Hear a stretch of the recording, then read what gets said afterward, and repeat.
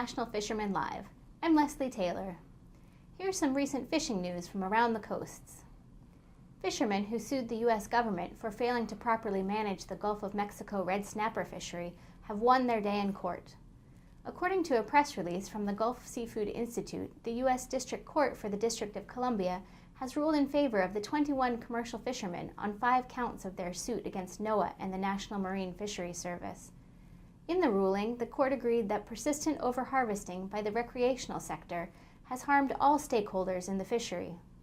While the commercial fishing industry has been compliant of its quota, overages in the recreational sector have occurred in 6 of the last 7 years, according to the Gulf Seafood Institute. The decision means that NMFS will have to revise its regulations governing the recreational red snapper fishery in the Gulf of Mexico to require whatever accountability measures are necessary to constrain catch to the quota. Commercial red snapper fishermen hope the decision will improve accountability in the recreational sector. A group of Galveston area commercial and sports fishermen have filed the first lawsuit over the recent oil spill in the Houston Ship Channel. The complaint states that the spill has had a wide and devastating effect on Galveston Bay, the Gulf of Mexico, and the people who use and depend on it. The plaintiffs are businesses and individuals who have had property damage associated with the spill, and those who rely on the natural resources found in and around Galveston Bay and the Gulf of Mexico, including its fish, shellfish, oysters, and other aquatic life for their livelihood.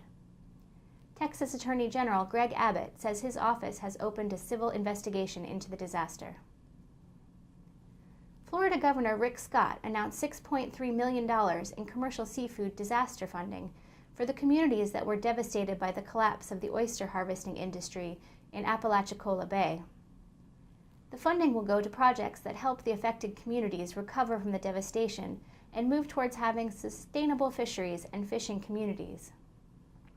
The projects are subject to final approval from NOAA and are focused around Apalachicola Bay habitat improvement, monitoring the wild Apalachicola Bay oyster, upgrading processor facilities, and providing vocational and educational training for Apalachicola Bay oyster industry workers. 36% of last year's record salmon harvest in Alaska can be credited to the return of hatchery-reared salmon. According to the 2013 Fisheries Enhancement Report by the Alaska Department of Fish, 112 million of the 273 million salmon harvested last year were hatchery-reared salmon that began their lives in one of the 35 state or privately run hatcheries, then were released as fingerlings to the sea.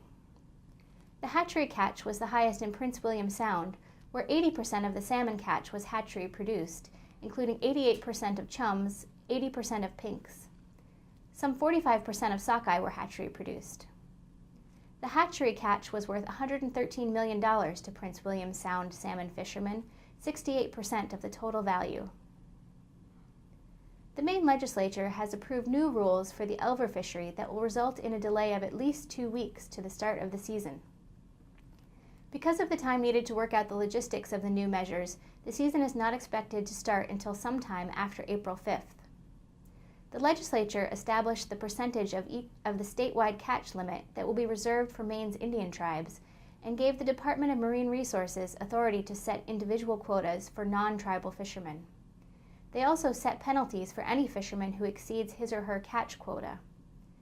The legislature gave the Department of Marine Resources the authority to implement a swipe card system that will keep track of reported landings as each fisherman sells his or her catch to a licensed dealer.